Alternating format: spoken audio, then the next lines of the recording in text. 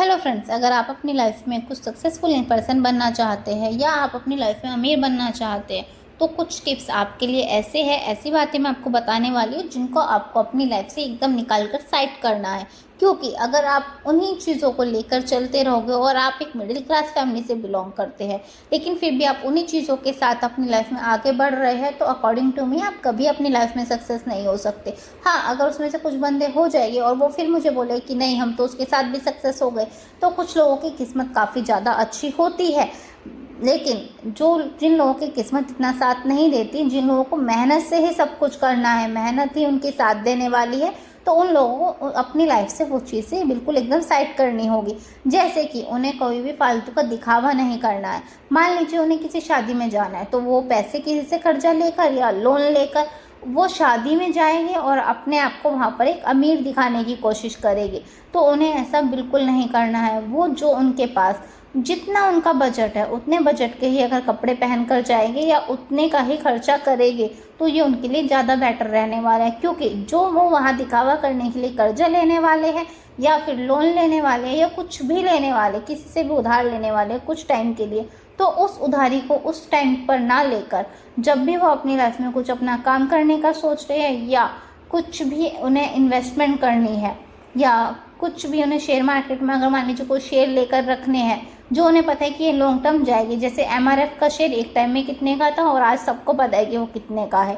कोई उन्हें multi bagger share लेकर रखना है तो तब वो इस चीज़ का इस्तेमाल कर सकते हैं, ना कि वो दिखावा करने के लिए। अगर उनके घर में कोई शॉपिंग कर 10,000 की चीज़ खरीद कर उनका काम चलता है तो उन्हें वो चीज़ 50,000 वाली नहीं खरीदनी है, उन्हें वो 10,000 वाली लेनी है। बाकी के जो 40,000 रुपये वो खर्च करने का सोच रहे हैं उस पैसे को उन्हें एक इन्वेस्टमेंट में अपनी गुल्लक में डाल देना है, जो गुल्लक उनकी कभी ना कभी लाइफ में काम आने वाली है। उन्हें वो गुल्लक में भी नहीं डालना, उन्हें उनकी एफडी करा देनी है। क्योंकि वो एफडी जो उनको 7.25% का इंटरेस्ट पे करेगी वो उनके काम आने वाला है। क्योंकि अभी उनको छोटा छोटा अमाउंट लग रहा होगा लेकिन यही जब छोटा छोटा अमाउंट एक साथ बड़ा होकर मिलता है ना तब बहुत अच्छा लगता है। वो LIC भी कर सकते हैं जिसकी किस्त थोड़े थोड़े अमाउंट में जाती है एंड 20-22 साल में उन्हें वो अमाउंट डबल होकर मिल जाता है या कुछ उसका अच्छा एक अमाउंट बनकर मिल जाता है, जिससे उन्हें अपनी लाइफ में इन सब चीज़ों से जूझना नहीं पड़ता। वो अपना बिजनेस स्टार्ट इजीली कर सकते हैं क्योंकि आप अपना उस जो आप LIC में अमाउंट लेंगे उस पर आप काफ़ी कम अमाउंट पे अपने ही पैसे को वापस भी ले सकते हैं और आप उसी पैसे से अपना एक बिजनेस स्टार्ट कर सकते हैं। अगर आपके घर में शादी है अपनी खुद की या आपकी फैमिली में सिस्टर की मैरिज है, किसी की भी मैरिज है, तो मैंने बहुत से लोग ऐसे देखे हैं जो 40 से 50 लाख रुपए उस शादी में खर्चा कर देते हैं, लेकिन उसी खर्चे को करने के लिए वो अपना घर तक सेल कर देते हैं कि नहीं हमें शादी ऐसी करनी है कि हमारी लड़की की शादी दुनिया देखे। लेकिन वहीं वो क्या गलती करते हैं, अपना घर उन्होंने सेल आउट कर दिया, अपनी गाड़ी उन्होंने सेल आउट कर दी, लेकिन वो अपनी शादी को थोड़ा एक रुतबा दिखाने के लिए सिर्फ लोगों को अपनी शादी को थोड़ा कम अमाउंट में नहीं लेकर आ पाए। उन्हें होटल ऐसा चाहिए जिसमें 5,000 रुपये की थाली है, वो वहाँ शादी नहीं करेंगे जहाँ 1,000 रुपये की थाली में भी काम चल सकता है। वही शादी जो उन्होंने 35 से 40 लाख की करी है वही शादी वो 10 से 15 लाख में भी कर सकते थे, लेकिन नहीं, उन्हें वहाँ रुतबा दिखाना है कि नहीं हमने अपनी लड़की की शादी एक अच्छे घर में हम अपनी लड़की को भेज रहे हैं तो हमें अच्छी ही शादी करनी होगी।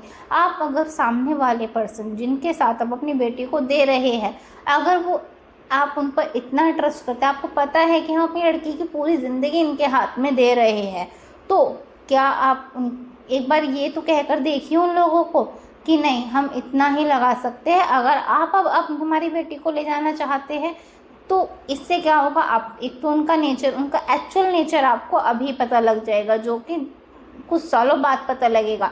वो नेचर आपको पहले ही पता लग जाएगा एंड आप जो इतना कर्जा लेने वाले हो ना वो कर्जे से भी बच जाओगे। क्योंकि आप थोड़ा अमाउंट लगाइए और अपनी बेटी को अच्छे से विदा कीजिए। जो प्रॉपर्टी आप सेल आउट करने वाले हो ना वो चाहे अपनी बेटी के नाम कर दीजिए, आप उसको सेल मत कीजिए। क्योंकि कभी लाइफ में आपकी बेटी को अगर कोई तकलीफ़ आती भी है तो वो पैसे उसके काम आएंगे।